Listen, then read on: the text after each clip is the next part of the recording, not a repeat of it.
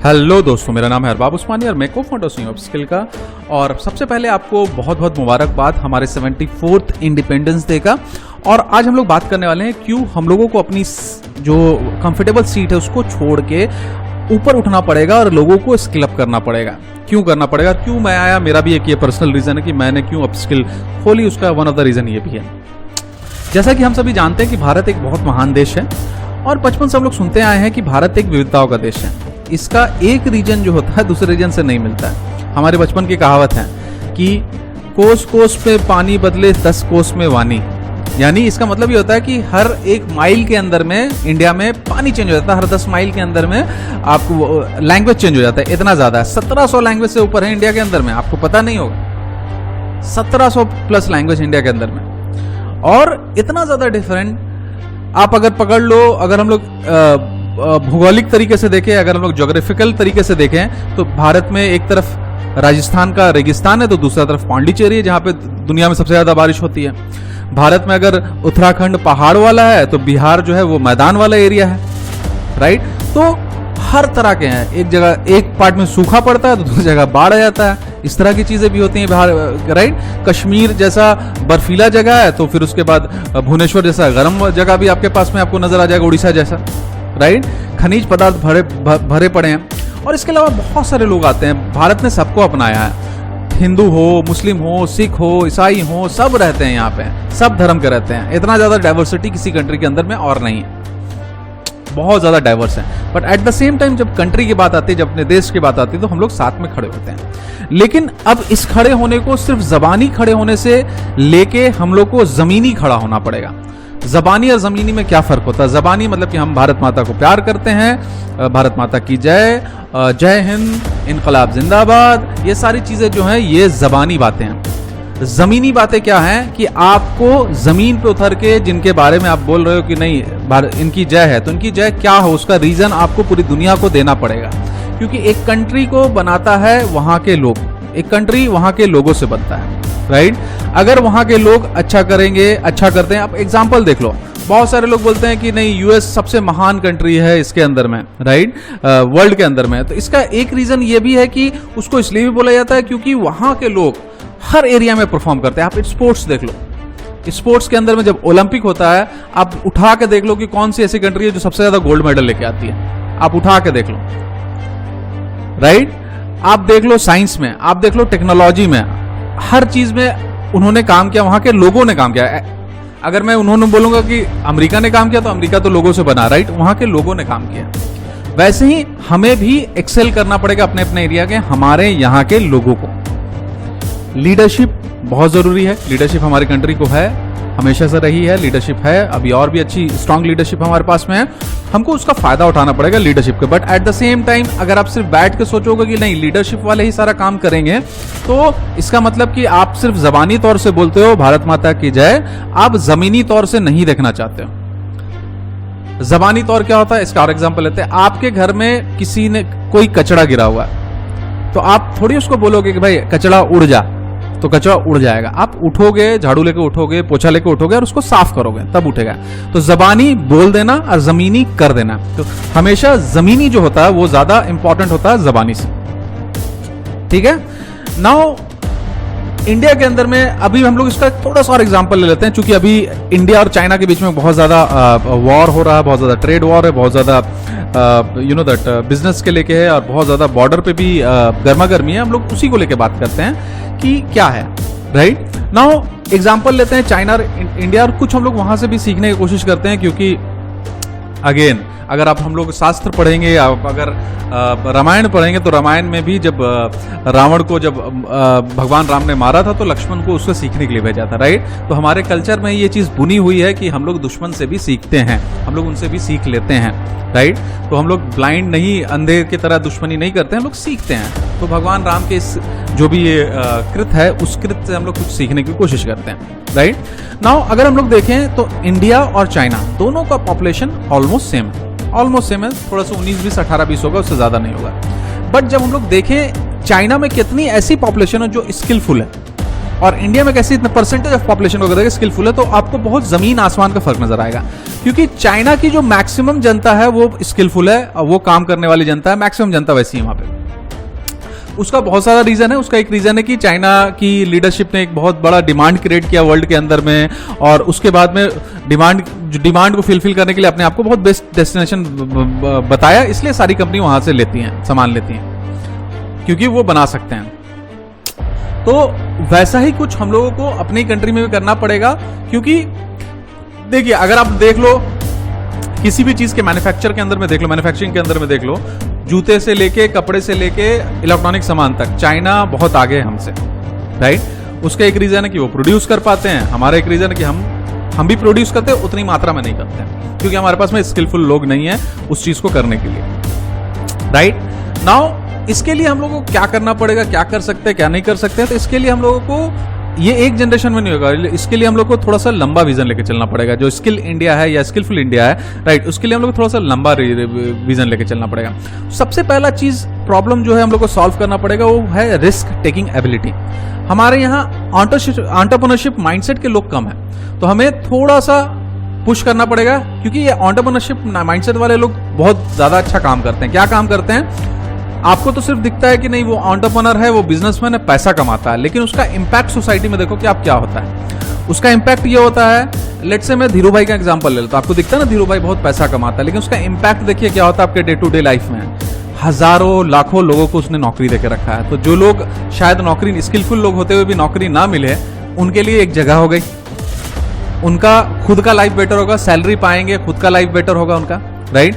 और दूसरा चीज कि जो भी टेक्नोलॉजी या जो भी प्रोडक्ट वो ब्रिंग करते हैं हमारी लाइफ को इजी करता है। जियो नेट आया, देखिए सारे के सारे नेट वाले कम हो गए, रेट कम हो गए, सारे के सारे नेट वाले की स्पीड बढ़ गई, अपने आप बढ़ गई, कंपटीशन में उनको भी रहना है, हुआ ना, राइट। जियो की लोकल शॉप आई तो मॉल वाला कॉन्सेप्ट आ गया, किसी ने बिग बाजार सोचा, बिग बाजार आया तो हमें मॉल का कॉन्सेप्ट मिल गया अलग अलग जगह पे। तो आप सोचो इस बात को कि अगर वो लोग बहुत सारी चीजें लेके आती हैं, बहुत सारी चीजें लेके आते हैं। ओला उबर की बात करें, बाहर से कंपनी आई है उबर, राइट, लेकिन उसने किसी ने तो सोचा को उस टाइप का, तो हमारा कम्यूट को उसने आसान कर दिया, राइट, आने जाने को हम लोग को आसान कर दिया। तो एंटरप्रेन्योरशिप वाले जितने भी लोग होते हैं वो बहुत सारी चीजें सोसाइटी के अंदर में भी लेके आते हैं, हमारे डे टू डे लाइफ में लेके आते हैं और हमारी लाइफ को बेटर बनाते हैं। इसलिए हमें ये थोड़ा सा इंस्टॉल करने की जरूरत है एंटरप्रेन्योरशिप माइंडसेट की। कोई जरूरी नहीं कि यूनिक प्रॉब्लम सॉल्व करो, यार एग्जिस्टिंग प्रॉब्लम है उसको सॉल्व करो, बेटर तरीके से करो, अच्छे तरीके से करो, बड़े तरीके से करो, वो ज्यादा जरूरी है, राइट। तो लेकिन अगेन आप अगर एंटरप्रेन्योर बन जाओगे, फैक्ट्री खोलोगे, आपके पास स्किलफुल पीपल नहीं है तो क्या क्या करोगे।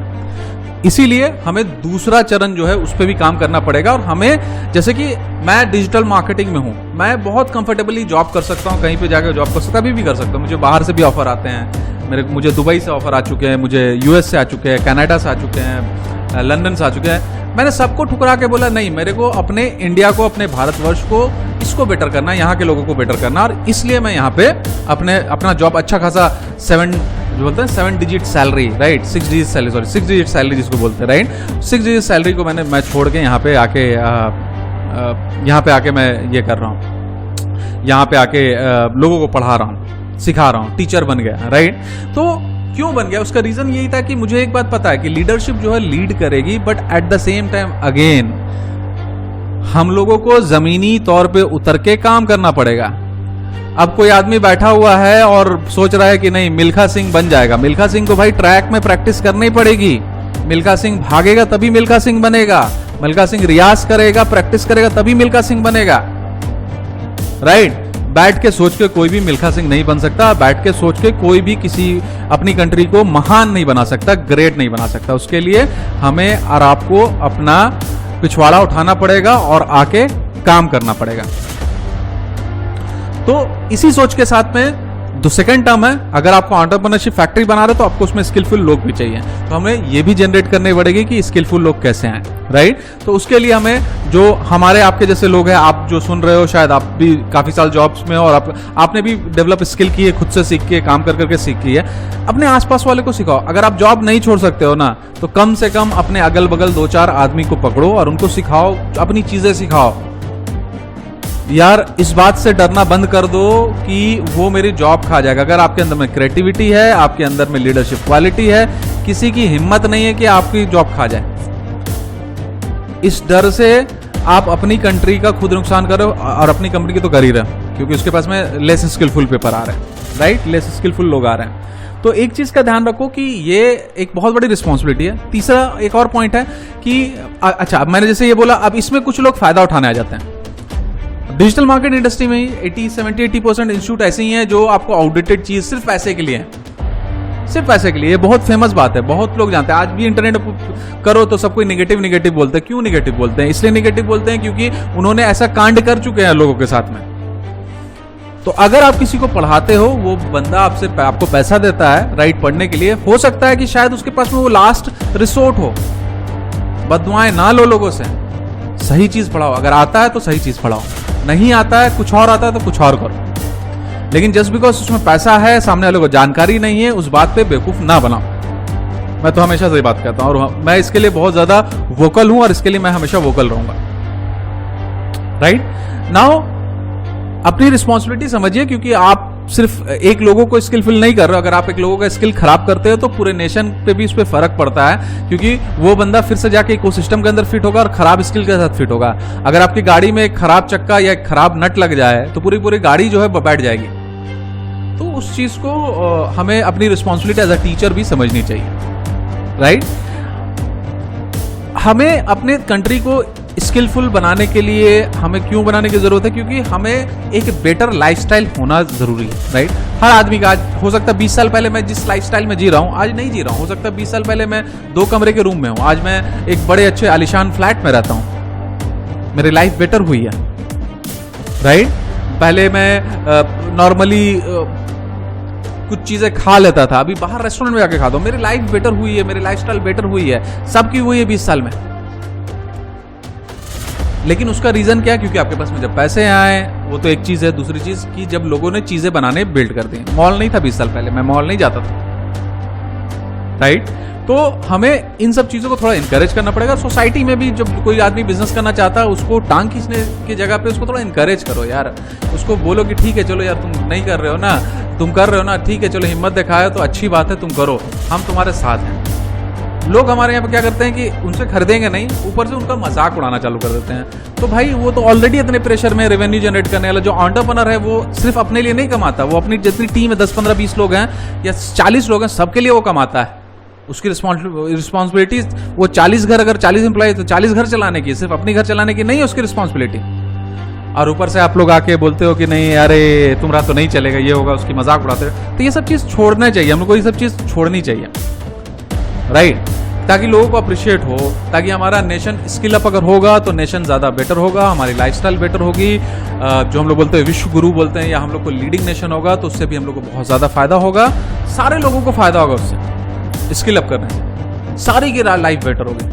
अच्छे बाहर जो आप पढ़ते हो ना, हार्वर्ड यूनिवर्सिटी और ये सब सारे के सारे इंडिया में खुलने की, इंडिया के अंदर टीचर्स भी ऐसे हैं जो कैपेसिटी है, इंडिया के टीचर बाहर जाके पढ़ाते हैं यार, है उनके अंदर कैपेसिटी। बट इसको एक नया विजन की तरह, एक नया सोच की तरह हम लोग को बहुत ज्यादा चलने की जरूरत है। और जबानी से हटके, जबानी आप करो बहुत अच्छी बात है, बट जमीनी की भी बात करो। जबानी वाले हमारे पास में बहुत ज्यादा लोग हैं, जमीनी वाले कम लोग हैं। जमीनी वाले लोगों की मात्रा बढ़नी चाहिए जो ऑन ग्राउंड में आके काम करें, राइट। तो दोस्तों यही है छोटा सा पॉडकास्ट जो भी मेरे अंदर भरा था, मैंने आज आपको बोल दिया। होपफुली आप इसको समझेंगे और इसकी महत्व समझेंगे और हमारी कंट्री के बारे में भी सोचेंगे, राइट। और हमारी कंट्री को हम लोग सबको मिलकर आगे बढ़ाएंगे, सिर्फ मैं नहीं, आप, हम सब मिलके आगे बढ़ाएंगे, राइट। सो ज़बानी से ज़मीनी तक का सफ़र हमको तय करना है। थैंक यू वेरी मच, बहुत बहुत शुक्रिया सुनने के लिए। मिलते हैं फिर कभी किसी और पॉडकास्ट में। बहुत बहुत शुक्रिया।